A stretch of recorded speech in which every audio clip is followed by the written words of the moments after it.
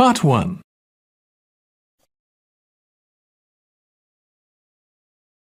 You will hear a woman asking a sales assistant about insurance policies. Before you listen again, you have 30 seconds to read questions 1 to 6.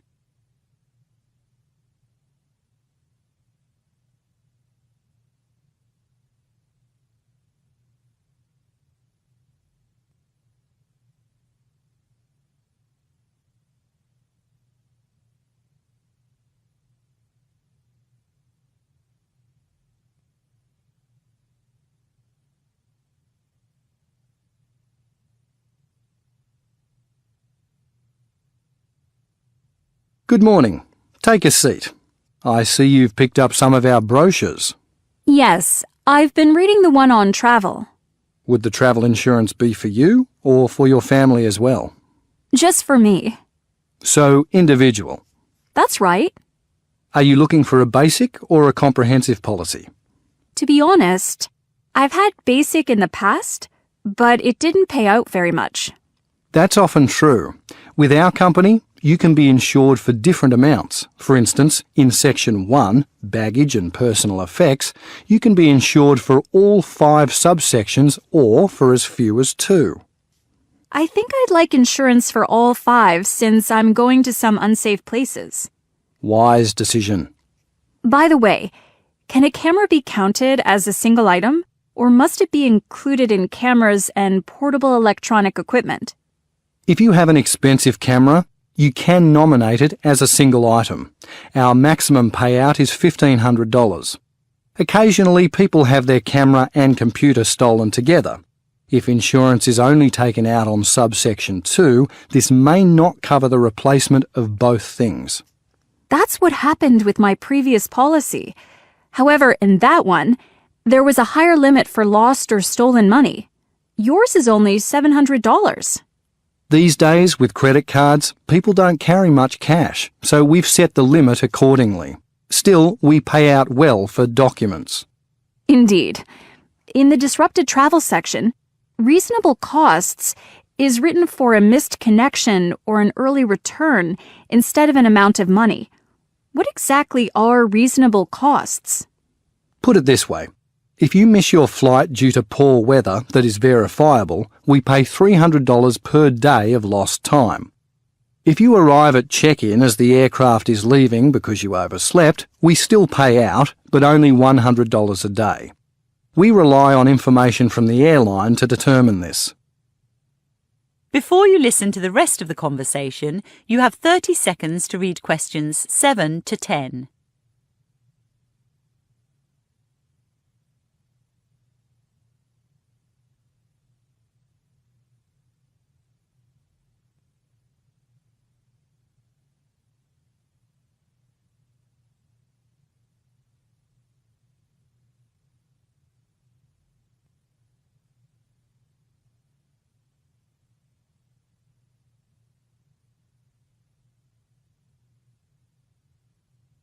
Are you also interested in vehicle insurance? Yes, I am. I'm about to buy a nice old car, a vintage Jaguar XJ6.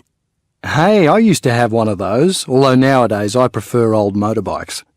Did you know you can insure a vehicle on its own, or you can include it in our multi-saver policy, along with your house and contents? Yes, I saw that. It's true I'm buying an expensive car, but I rent my house, so I'm not ready for multi-saver. I understand. Have you decided which level of cover you'd like for your car? Top cover. Are you sure? It is pricey.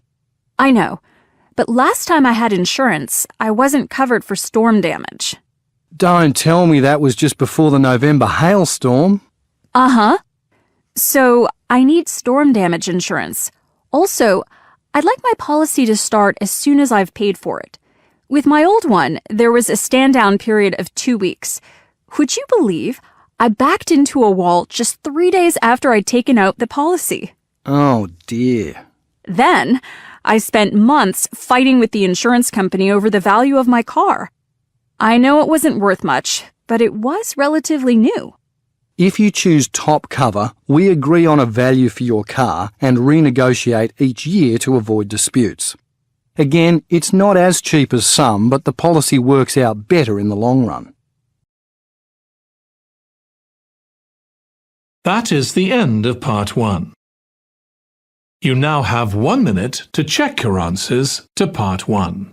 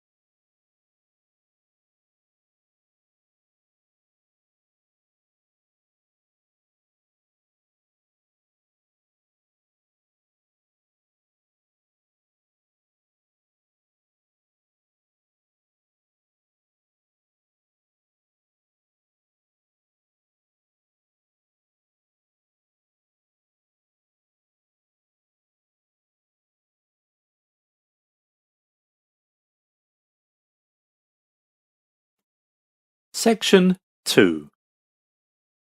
You will hear a man introducing a charity to a group of listeners.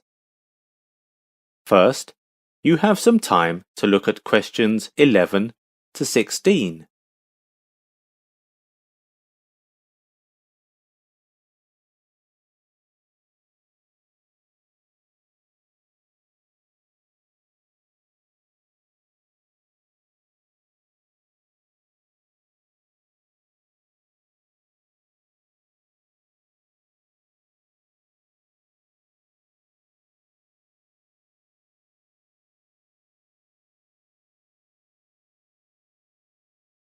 Now listen carefully and answer questions 11 to 16.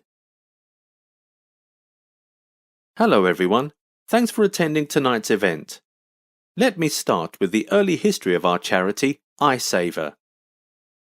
iSaver was founded by retired optometrist Timothy Gaines. I have spent much of my working life at iSaver. I am 60 years old now, and I started working for this organization 15 years ago, when I left a corporate position to help people with eye problems. Now our charity has been helping people for 3 decades. You may know that we are now doing various other things to help people with eye problems. That includes medications for children with eye diseases and operational help to those in the public who have eye problems. But when Mr. Gaines just founded iSaver, he wanted the program to be able to offer common eye equipment to those who needed it. We receive occasional donations from corporations and charity groups. Now we have over 1,500 volunteers who work on the streets with the little red donation boxes which many of you are familiar with, and this is the main source of funding for us. Besides, we are planning to work to secure donations from wealthy benefactors. Many people are passionate about charity cause and have been inquiring how to donate money to us. I really appreciate that. But our main need is to collect glasses for our patients. Many of you have multiple pairs of old glasses in your possession, and we encourage you to gather these pairs which you no longer need and donate them to our cause. In doing this, you'll be able to make sure that someone else can see better. Most of us cannot imagine a life in which we are unable to see well. This is why your eyeglass donations are so critical to our mission. And, as a side note, we offer full-time positions. Let me know if you are interested. Our goal is to make people aware that even the smallest of donations can help change a person's life. So, your donation can be a turning point for them. The other day, when I was talking to some people on the street, they were surprised to find out how easily some eye problems can be cured. And I am proud to say that our next program will aim at educating people about common eye diseases. We are able to prevent many fatal eye problems. In order to publicize our charity program, we surely need to do some advertising. When we first started our program, we used computers to create awareness for our cause. For instance, promoting seminars in which we informed people as to how they could help us to solve eye problems. But in recent years, the main means of advertising our program is through audio recordings. We have found it cost-efficient and effective. It's good to know that many of our staff are recommending our program to their friends and colleagues, but I am afraid that our training cannot show people the whole picture of our program. Before you hear the rest of the talk, you have some time to look at questions 17 to 20.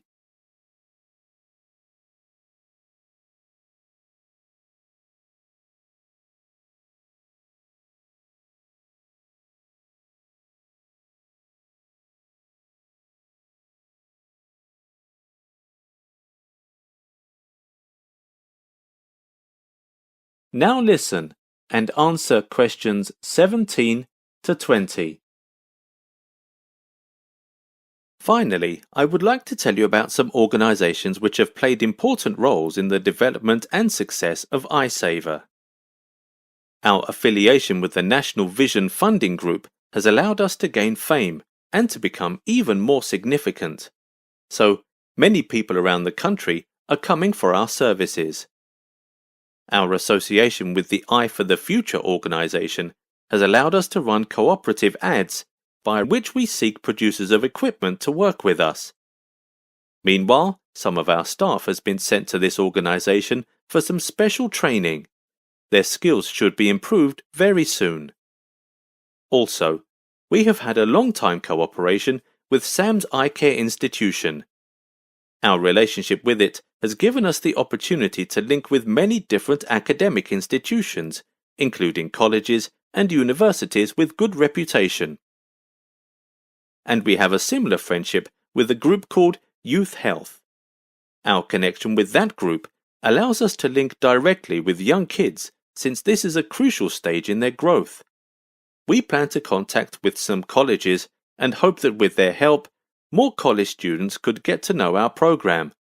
So, as you can see, we have all bases covered in linking with students, as we have affiliations directly with both administrators and the students themselves. Thank you so much for your attention today. As we try to stamp out eye problems, we will appreciate your donations, no matter how large or how small. We believe, with our efforts, the world will be a brighter and more beautiful. That's the end of section 2. You now have half a minute to check your answers.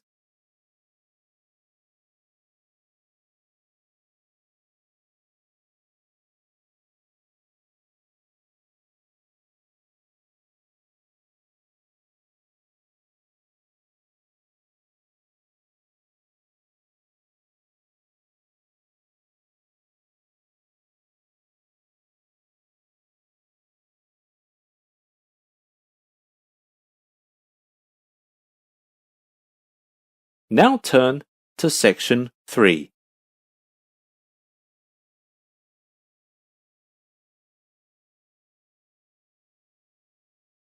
Part 3. Study options. You will hear a professor talking to her student about his study options. Before you listen, you have 30 seconds to read questions 21 to 24.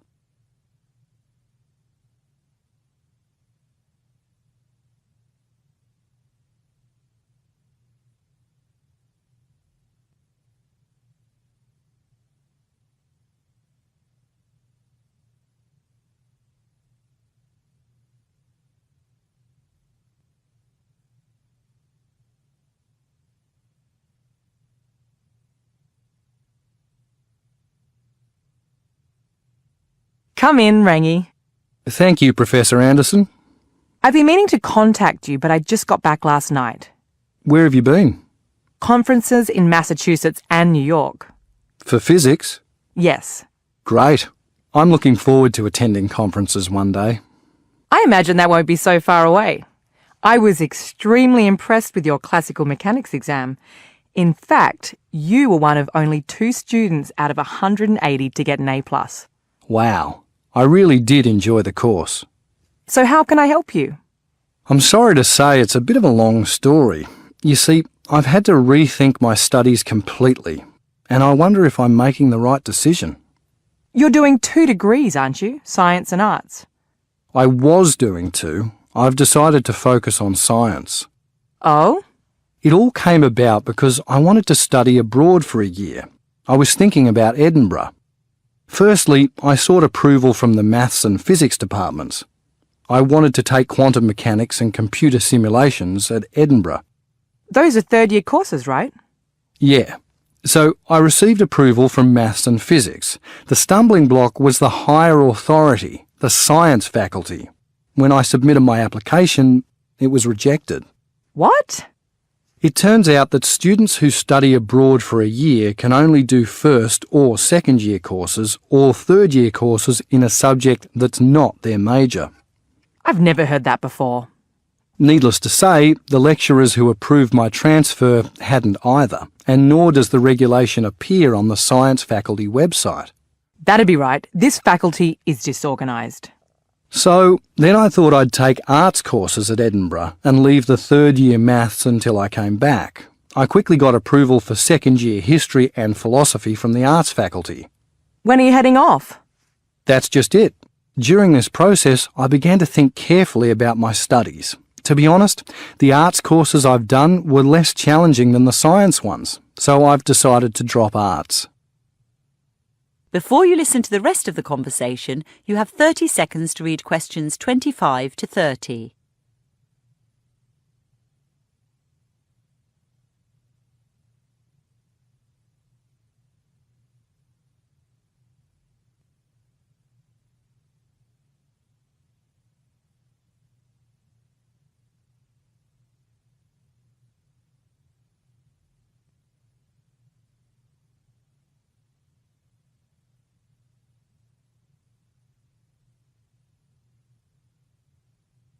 Where do I figure in all this? The first week after I'd made my decision, I felt fine. Without doing the arts courses, I could finish my science degree earlier. But this week, I've had some doubts. When I started the 2 degrees, lecturers in the science faculty assured me that these days scientists need a rounded education, which they get if they take some arts courses.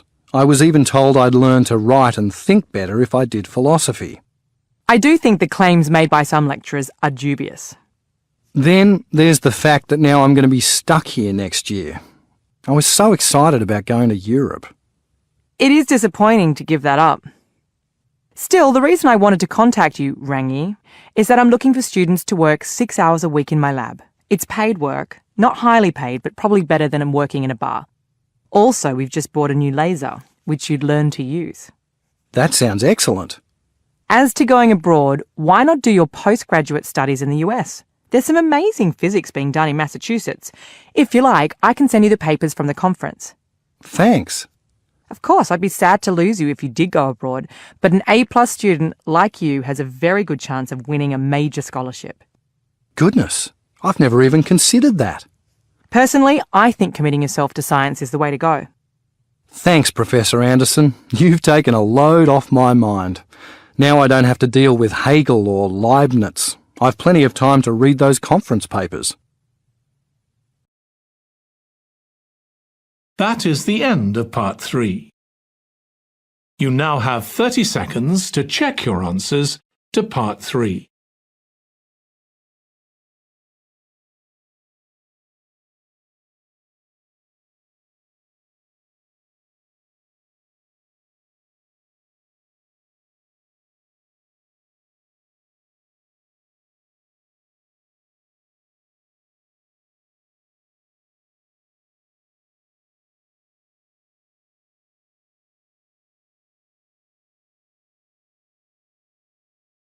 Part 4. You will hear part of a lecture about a fossil park. First, you have some time to look at questions 31 to 40.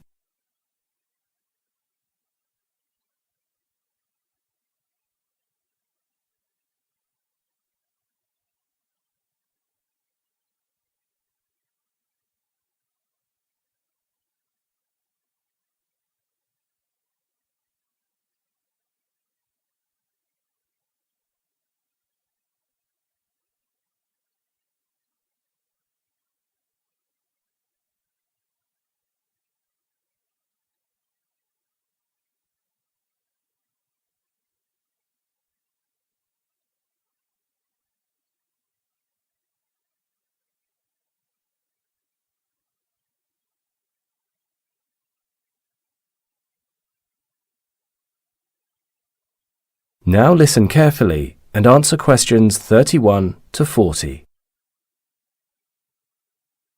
Welcome, students, to the daily talk on the fossils found here at Green Mountain Fossil Park. First, I will tell you a little about the history of our park. The park is designed to educate you on what the environment was like in this area around 5 million years ago, when most of the area was at sea level and near water bodies, such as lakes and seas. These bodies of water provided moisture and significant plant and animal variety, which has resulted in the fantastic collection of fossils which you will see today. The fossils here were discovered by mine workers during the 1960s, and the park itself was open to tourists and students back in 1985. We have 3 types of fossils here in the park. The first are transitional fossils. These are rare fossils that appear to exhibit traits of the animal's evolutionary ancestors and its descendants, such as an animal showing both dinosaur and bird-like features. Next, we have preserved fossils, which are more common fossilized remains. These are fossils in which the structure of an animal or plant remains intact, and you can clearly see something like a plant or a fish. Thirdly, we have fossils which indirectly show the activities of animals, such as their tracks and burrows, and we refer to these as trace fossils. You may wonder how fossils are formed. Well, many people think it happens when organisms are caught in a volcanic eruption and are trapped in ash, but in reality these formations are rare. The most common way a fossil is formed is through petrifaction. An animal dies and becomes buried under mud or silt. Over time the mud hardens around the bones of the animal. Eventually the bones also decay and are replaced by minerals which form the shape of the fossil in stone. You will see many of this kind of fossil today. After you finish today's tour, you may wish to take home a souvenir. We encourage you to do so. There is a shop outside the park, but you can also make purchases from our exhibitions. The money raised helps to fund our work of preserving this wonderful site. Of course, you can also buy fossils and take them home. Please don't think that all fossils are expensive to buy. The majority are small and affordable samples that are as wonderful as the larger ones. Don't forget to check them out.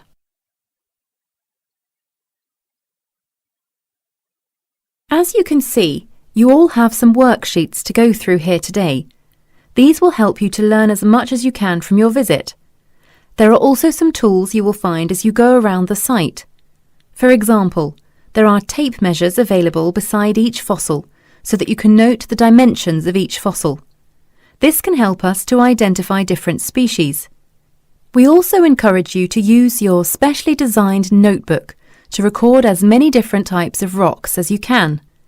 Geology forms an important part of the study of fossils, and so we want you to focus on the types. If you brought a camera along with you today, don't hesitate to use it, as the images of the fossils will be worth reviewing later. You may wish to experiment with the settings to see what they are like. Here in the Information Centre you can pick up an information sheet which contains some useful tips on how to do that. Last of all, you can practice using a compass. Even though you cannot locate the fossils themselves using the compass, it will help you find the sediments, which are the key to the location of the fossils. These are very soft, so to protect the delicate fossils, trowels and plastic covers are needed. You will find these throughout the site. Please use them. Please feel free to ask any of our staff as you tour around, and enjoy your day. We hope you leave us today with a greater passion to study fossils further. That is the end of Part 4. You now have 1 minute to check your answers to Part 4.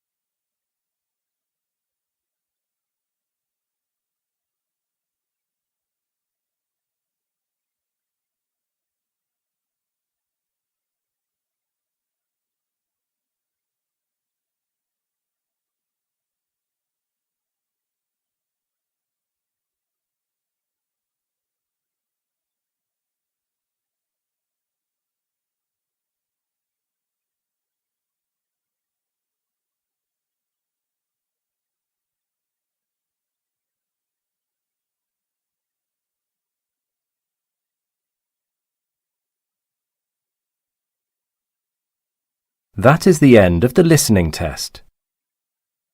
In the IELTS test, you would now have 10 minutes to transfer your answers to the answer sheet.